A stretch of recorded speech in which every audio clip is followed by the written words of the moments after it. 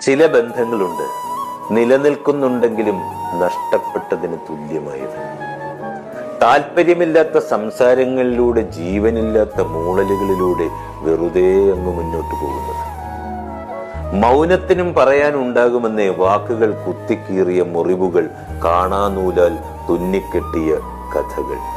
നമുക്ക് കേൾക്കുവാൻ ഇഷ്ടപ്പെടുന്ന ഒരാൾക്ക് പറയാൻ ഒന്നുമില്ലാതാകുന്ന ഒറ്റപ്പെടലാണ് അവിടെ. സംസാരം ഒരു ഭാരമാണ്. ഒരറ്റം തകർന്നാൽ പിന്നെ തിരിഞ്ഞു നടക്കുവാൻ കഴിഞ്ഞെന്ന് വരില്ല.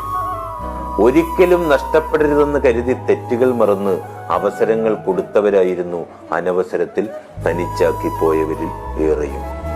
ഹൃദയം പണയം വെച്ച ബന്ധങ്ങളിൽ പലതും അപ്പോൾ ഉടലോടെ ജപ്തി ചെയ്യപ്പെടുന്നത് കാണാം.